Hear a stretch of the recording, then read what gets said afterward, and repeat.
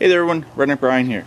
Okay, I'd first like to say thank you to everybody for all your positive comments on my last video, the memorial video for Lucy. I do appreciate that and thank you very much for all the positive comments. Secondly, as you can see, I'm standing in front of the roper and a few people have given me some ideas on the transaxle placement. A lot of people are saying they're too far apart, that's why they're skidding. I have one of two ideas to solve this problem.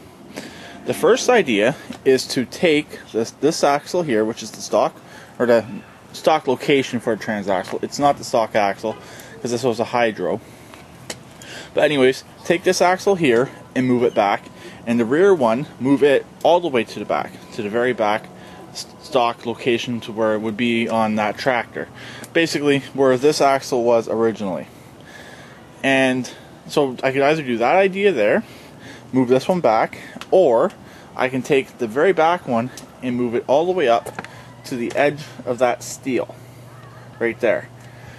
So what I'm thinking about doing is I'm going to do either or. If I need to move this transaxle back, I have to replace that bottom rail. As you can see, I have another piece of steel right here. This is about 3.5 feet long, and this is the one I cut off of that bottom one. It's long enough to reach I believe it's long enough to reach all the way from the very back all the way up to about where this axle is sitting. So it'll be over this axle quite a bit, and which will make it quite strong, which I want. That's originally why I wasn't going to move this axle back, because I was worried about the strength of it. So if I replace that bottom rail with this one here, which is a bit of a job, but it's doable, it would actually be strong enough. I'd be happy with it, and I believe it would be strong enough. Then the back axle will be in the stock location.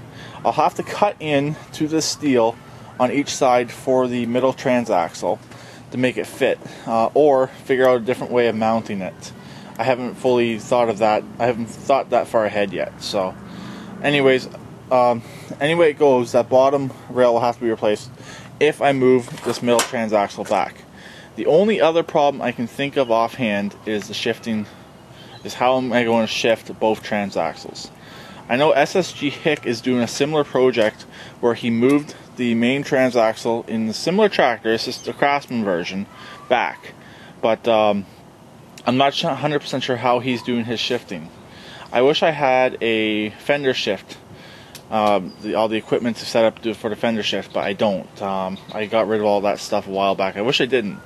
Main thing is, I wish I had a bigger shop, and I wish I could hold on to a lot more stuff than I do hold on to. So that's my two different scenarios. Either move that axle forward and keeping this piece of steel that's currently in there, the shorter one. Well, if I do that, I'm going to put quite a bit of weight on the back and see if it tips and see if it lifts up. Because when I didn't have that axle in there, I could stand on there and I could lift up the front end without any problems. It's a teeter-totter effect. So either move that one forward or completely change the plans, which is doable. Move that tranny all the way to the back stock location. Then that fender would actually bolt on absolutely perfectly and provide a fender for it. Then take this transaxle here and move it back. I don't know how far back yet, but move it back anyways. Basically keep it relatively tight between the tires, enough room that the tires will still spin without hitting each other. So that's my two different ideas. Please leave your interesting and creative responses below on my ideas, on what you guys think. That's why I'm doing this video now instead of tomorrow, because I'm a busy Sunday. And hopefully a few people see this, and hopefully I can get some suggestions on how I'm going to do this.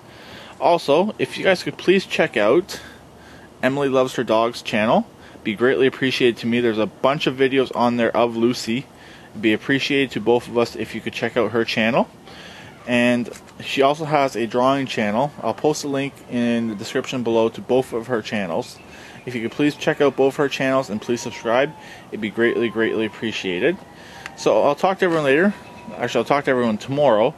Hopefully I get some comments by then on some ideas for this, because I plan on being out here tomorrow working on this. I'm hopefully selling the LT2000 tomorrow. It is sold, but the guy just hasn't given me his down payment yet. He's given me it in 2 separate payments, and it's ready to go pretty much. I cleaned it up today. I got the pressure washer running. No problems with that. Didn't freeze up. which I was worried about it that it did. If it did freeze up, it didn't blow out. So I also got my trusty push mower running, and this thing is a tank. It's always ran. I might treat it to an oil change this year. I haven't decided yet. But other than that, that's all I've been up to today, is just working on getting stuff running and thinking about different ideas for this. That's what's pretty much been stopping me on this. A few people have been giving me suggestions on how to do this, and I knew having the tires this far apart, after I went for the first test run, I knew that was going to be problems. But now people are giving me really positive feedback, and I just need some more positive feedback and some ideas on what I should do. So talk to everyone later. Please keep it redneck like always, and please subscribe and comment.